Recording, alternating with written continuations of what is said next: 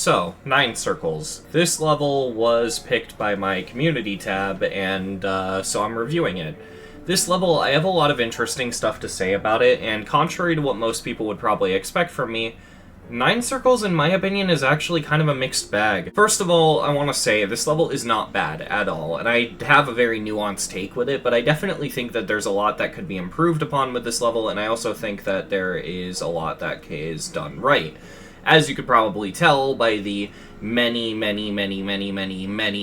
sequels that this level, spawned. This level is like the perfect building block to build off of with ideas because there is just enough done right and just enough done wrong to where you can enjoy it, but you can want to see improvements. But we're going to ignore all those other Circles levels, and we're just going to talk about Nine Circles as a level. First of all, there is the very obvious elephant in the room, the actual Circles effect itself, and to me, I think the effect is okay. I feel like maybe if the pulsing was a little bit smoother, it could have been better, but I also understand the limitations of 1.9 and how much this level pushed the editor for 1.9 already. It's okay if the effect's a little rough around their edges. The fact that the effect is here at all is already pretty impressive. Age, unfortunately, hasn't done this level many favors. There are some decoration errors that aren't really Zobros' fault. They are 100% the fault of the game updating. However, they're here, and I don't necessarily know if they're going to get fixed or not. If you don't know what I'm referring to, there are saw blades and certain spikes where the layering was messed up because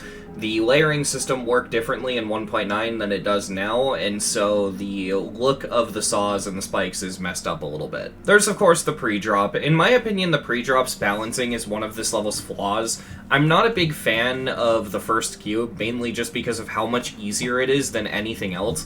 Like, tell me, has anyone ever accidentally died on the first cube after learning the level? Most of your deaths will be on the first ship and the first ball, which, by the way, why is the ball in the ship harder than the wave? I don't get that. I mean, obviously that's just my opinion. Like, there are going to be people who do think the wave is harder, but at least in my opinion, I always thought, even back when I beat this for the first time, that the ship and ball were way harder than the wave, and I never really understood why. Like, I think that's kind of a weird move, because clearly the climax of your level is the wave. Either you'd want the level to be perfectly balanced, or you'd want the wave to be the hardest part. And I think it's a little weird, because the experience of playing this level is very odd. You pretty much never get to the wave, and when you do, you either die immediately at the beginning, or you just kind of go. The decoration of the pre-drop is really cool, however, I actually noticed something very recently that I never noticed, and it's kind of a cool thing to point out. I like that the blocks and the background throughout the entirety of the pre-drop pulse at a steady rate, just like the background does in the wave part, but in a way that's easier on the eyes. It's almost like this subtle hint as to what's about to come. It's got a very steady pulse, and I think that that's really cool.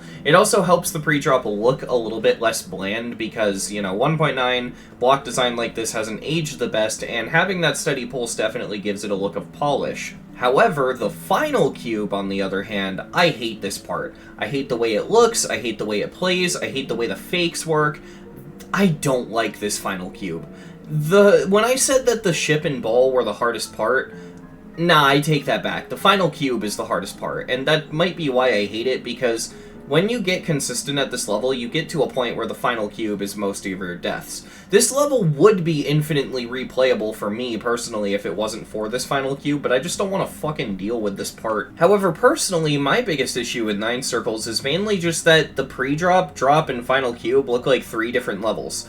Like, if these two are side by side right here, would you really be able to tell me that these are the same level if you didn't know? Like, if I just showed you both of these little clips right here and I didn't tell you that these were for the same level, would you know? As far as I'm concerned, you probably wouldn't be able to tell, and that's probably my biggest issue with this level, all things considered. It's just really inconsistent, and I never really liked the fact that it just becomes a different level halfway through. However, I can overlook that because the effect that it switches up to is really nice, and the part before that doesn't necessarily look bad. Now, like I said, this level would spin an endless amount of remakes and sequels and fan-made interpretations. There are so many Nine Circles levels that I made an entire list of them, and it is several pages long. And I actually think I know why.